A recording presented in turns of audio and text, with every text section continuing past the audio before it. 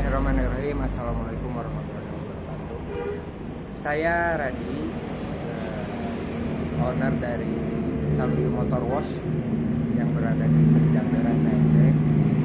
Saya akan mencoba menjelaskan sedikit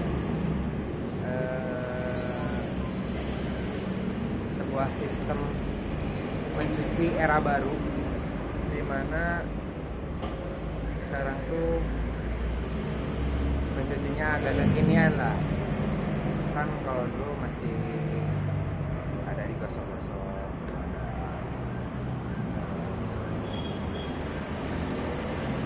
lebih banyak disentuh lah motornya gitu. Nah, kebetulan di Saluyu Motor Wash ini si sistem pencuciannya itu adalah mencuci tanpa sentuh. Nah, apa sih mencuci tanpa sentuh itu? Mencuci tanpa sentuh itu adalah mencuci kendaraan, atau kalau di kita mah motor sih kebanyakannya ya, mencuci kendaraan dengan meminimalisir sentuhan gitu. Jadi SOP-nya tuh seperti ini. Motor datang atau mobil datang, masuk ke tempat pencucian. Itu masuk ke tempat pencucian itu tidak langsung dicuci karena kondisi motornya masih panas.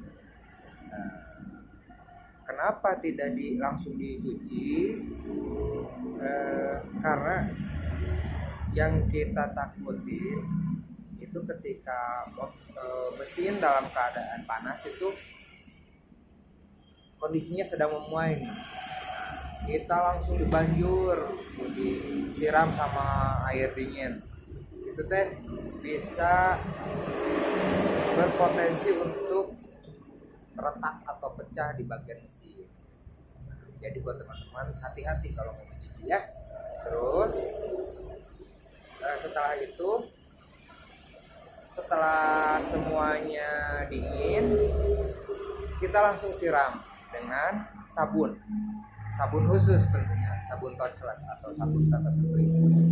Ada beberapa merek itu yang kita pakai, salah satunya ini Grace, tipenya Activeon Track. Ada juga merek Seka dari Motoclean, itu buatan Indonesia. Kalau Grace ini buatan Rusia gitu. Jadi agak sedikit mahal karena harus import atau kita harus order ke Grace-nya langsung. Kalau kenapa sih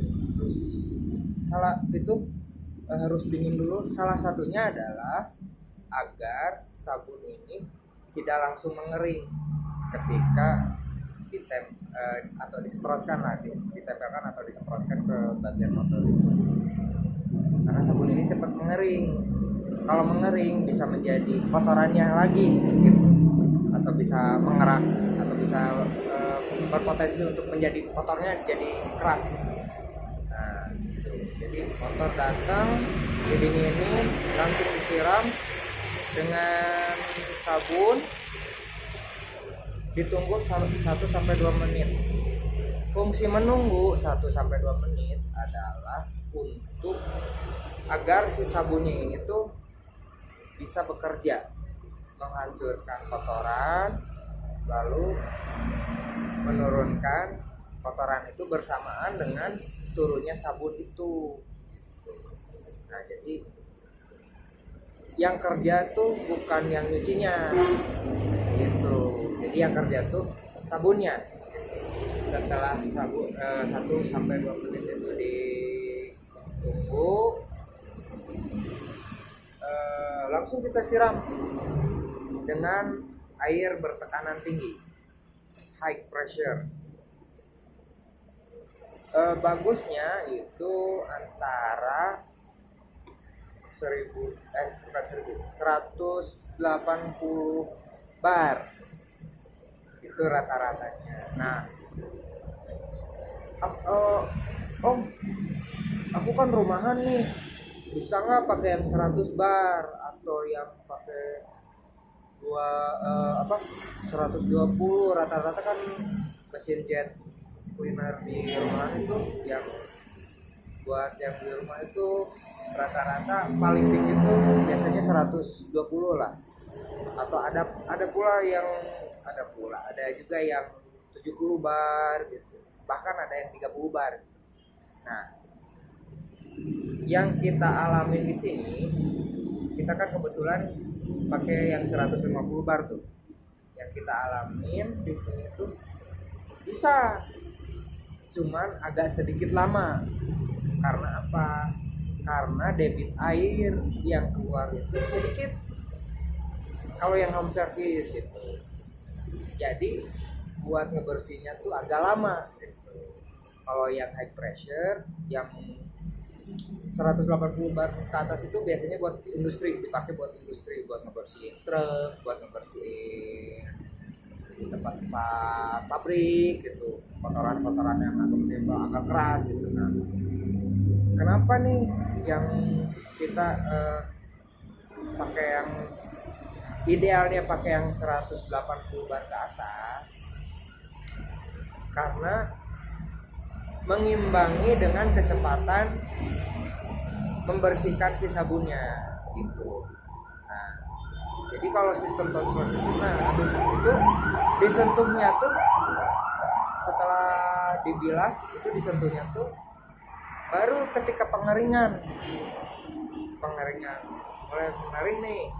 Sistem pengeringan itu ada beberapa, ada yang pakai kompresor. Kalau di kita pakai kompresor, ada yang pakai kompresor langsung gitu dibersihin. Ada yang pakai kanebo itu merek ya, itunya tuh apa, bahannya tuh namanya kanemos itu apalah, lupa saya gitu.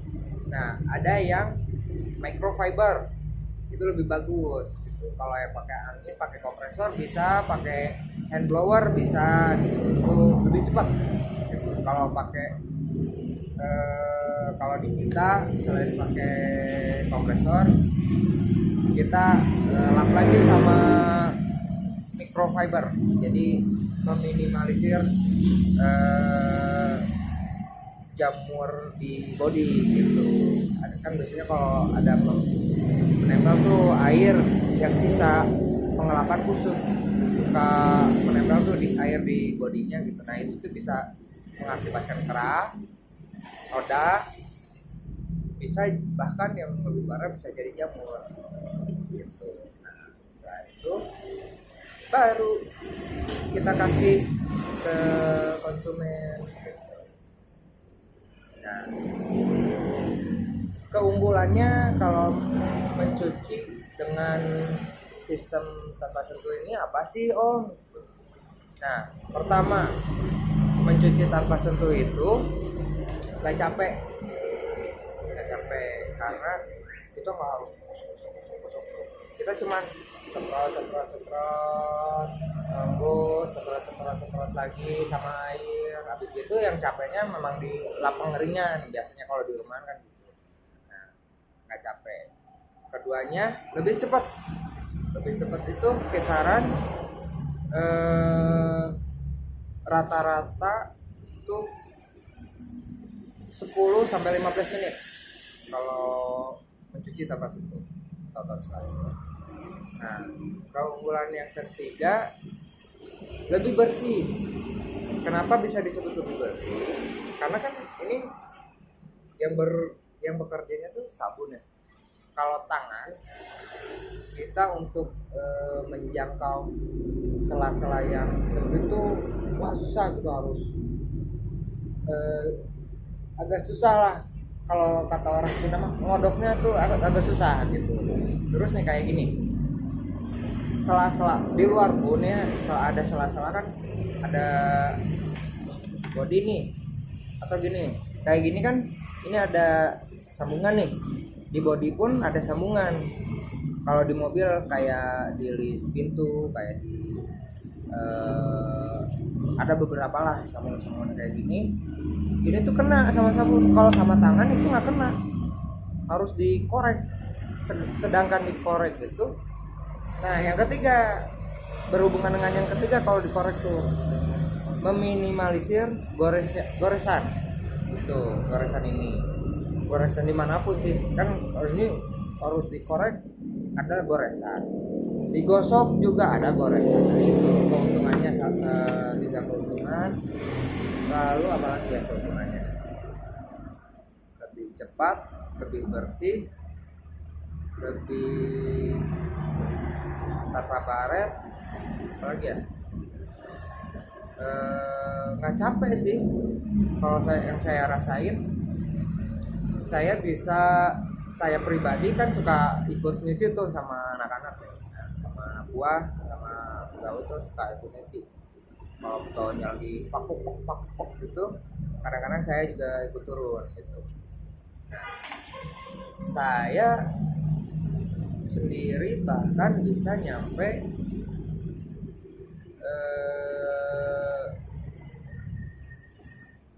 sejam itu bisa nyampe, kalau lagi rame sih bisa nyampe 4 motor ya saya gitu ya, karena kan saya mah bukan tenaga profesional, bukan yang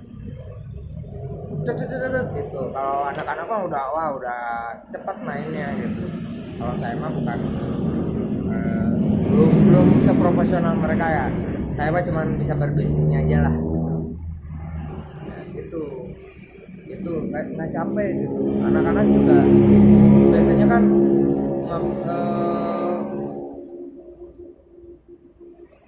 ada yang suka ngeluh nih, aduh nyuci tuh suka sakit punggung gitu, suka pegel nih tangan gitu kalau nyuci biasa tuh gitu. Itu sih. Nah, apakah mencuci dengan sistem konvensional biasa itu salah? Kalau menurut saya nggak salah, itu ada benarnya juga gitu. Cuman kalau buat saya pribadi, mencuci konvensional itu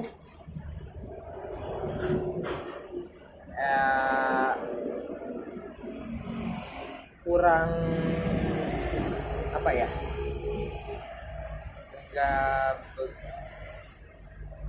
nggak salah tapi kurang tepat gitu.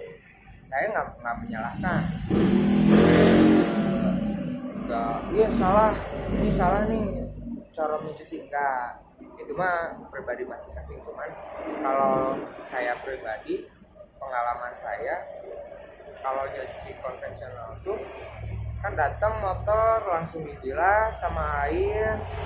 Nah kalau yang apik itu bagus, yang apik ke motornya gitu, itu bagus. Cuman kan kalau kitanya nggak apik tuh, ketika nyemprot dengan high pressure, kita nggak tahu nih, ketika nyemprot kita nggak tahu pasir yang disemprot tuh naiknya ke atas apa ke bawah, bahkan debu gitu ya, nggak kelihatan gitu, ada debu kan, debu juga kan itu bisa, ternyata nih setelah saya ulik, itu bisa mengakibatkan goresan.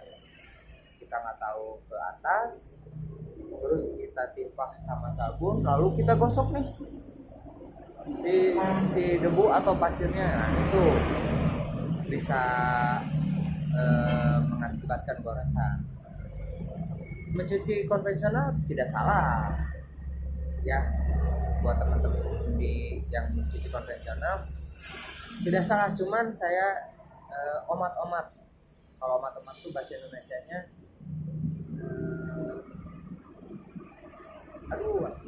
harus benar-benar teliti gitu.